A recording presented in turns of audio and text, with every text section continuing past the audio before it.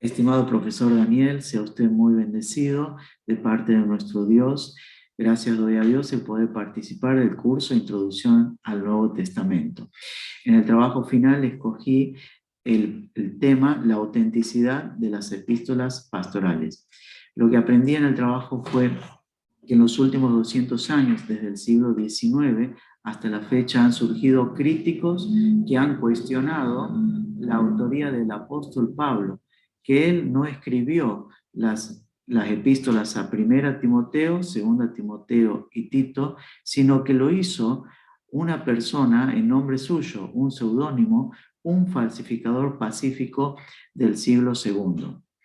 Los críticos aducen a esto por los siguientes argumentos. Las referencias históricas de las epístolas pastorales no concuerdan con el libro de Hechos de los Apóstoles al final, también por la estructura organizativa de la iglesia de las epístolas pastorales, una iglesia muy organizada que no corresponde a los tiempos de Pablo, también por el gnosticismo desarrollado, las herejías de las epístolas pastorales que no eran así en el tiempo del siglo primitivo, del siglo primero.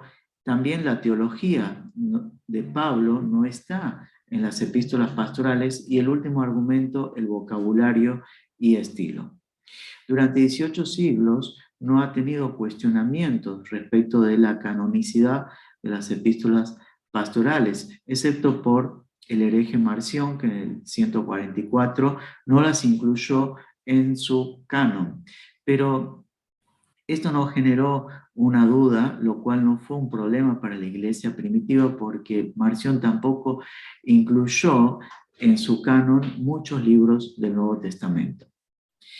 Las epístolas pastorales fueron muy reconocidas por la iglesia primitiva, por los padres de la iglesia, fueron consideradas y tenidas en cuenta. Ahora lo que vamos a hacer referencia es a los argumentos, las referencias históricas. Los críticos van a tener que demostrar que Pablo fue ejecutado en su primer encarcelamiento, cosa que no vemos así en el resto de las escrituras, en el resto de las epístolas paulinas.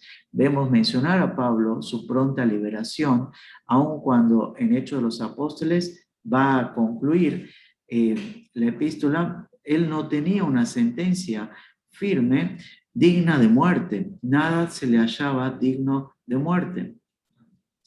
Aún Clemente de Roma, 30 años después, él menciona que Pablo llegó hasta el límite oeste, haciendo referencia a España, lo cual era un proyecto que Pablo menciona en la Epístola a los Romanos, y si esto fue así, entonces fue liberado de su primer encarcelamiento. Los críticos no pueden demostrar que Pablo fue ejecutado en su primer encarcelamiento. Luego encontramos el segundo argumento, la estructura organizativa de la iglesia, una iglesia desarrollada que corresponde más al siglo II que al primero, como que estos dicen también que a Pablo no le importaba mucho la organización de la iglesia, lo cual es incierto. Vemos que en su primer viaje misionero, Pablo y Bernabé, ellos cuando recorrían y constituían iglesias, también levantaban en cada una de ellas ancianos. Lo vemos en Hechos 14, 23. También Pablo cuando escribe en Filipenses 1:1, una de las epístolas de la cautividad, saluda a la iglesia y saluda a los obispos y diáconos. Ya había una organización en la iglesia en el tiempo de la iglesia primitiva. Otro argumento es el gnosticismo desarrollado, que se corresponde más al siglo II que a la iglesia primitiva. Pablo combate contra los falsos maestros, contra los herejes, y vemos que se complementa también con otras epístolas que él escribió. Así, por ejemplo, los herejes ascetas que van contra las prohibiciones de no casarse, de no comer determinadas comidas, estos gnósticos eran ascetas y también contra ellos combate Pablo en Colosenses capítulo 2. lo cual era muy común en el siglo I. La herejía de que no hay resurrección. Pablo combate contra esto en las epístolas pastorales y le vemos combatir también en 1 Corintios 15. Falsas enseñanzas, herejías de falsos maestros que querían trastornar la fe de algunos. Entonces sí había falsos maestros a lo largo del siglo I y herejías contra las cuales el apóstol escribía.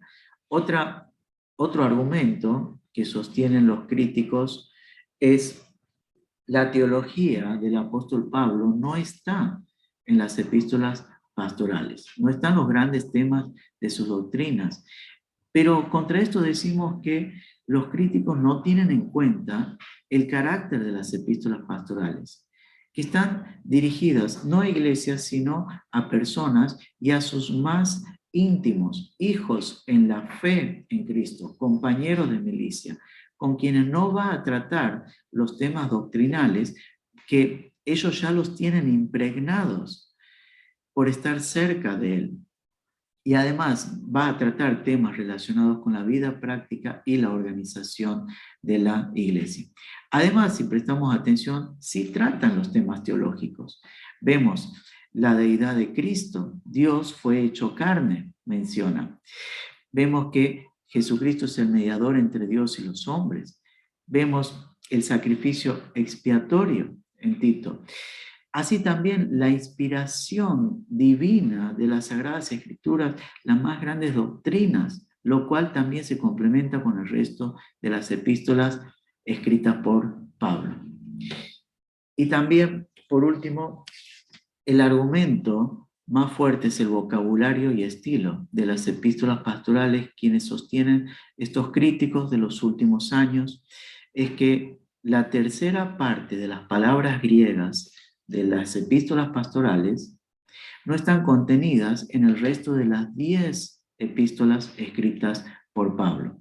También dicen que la mitad de esta tercera parte de las palabras no están en ninguna parte del Nuevo Testamento. Pero contra esto también decimos que los críticos no tienen en cuenta las circunstancias en que fueron escritas. Esta correspondencia dirigida no a iglesias, sino a personas, cambia mucho el vocabulario y estilo. Dirigida a Timoteo y a Tito, sus más íntimos, no va a tratar temas, no va a tratar en un lenguaje público, sino en un lenguaje privado.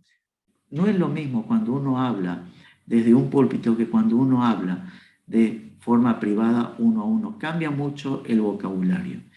También los temas tratados relacionados con la vida práctica y la organización de la iglesia cambian el vocabulario. También la época sufrió sin duda cambios de estilos en el vocabulario. Entonces podemos concluir y decir que un seudónimo no pudo haber escrito las epístolas que se atribuyen a Pablo. Alguien haciéndose pasar por Pablo en nombre de él del siglo II. Tendría que haber sido un genio. Poder conciliar todas el pensamiento de Pablo, los nombres que menciona, las personas que menciona. Además, la iglesia primitiva prohibía y no aceptaba los falsificadores piadosos. Pablo mismo dice que no se dejen perturbar por aquellos que aun si recibieran carta como escrita por ellos mismos, haciendo referencia a los apóstoles. Aun cuando Pablo terminaba las cartas, él decía, este es mi signo, de mi puño y letra, Pablo, así escribo yo, dejando una marca y una señal para evitar la falsificación. Contra esto decimos que, como dicen Carson, Morris y Moore, que no debemos leer las cartas del Nuevo Testamento como si fuera común en los primeros cristianos escribir cartas en nombre de otros. No existe tal cosa hasta donde tenemos conocimiento de que esto haya sido una práctica. Muchas gracias, que el Señor le bendiga ricamente y gracias por permitirme participar de este curso.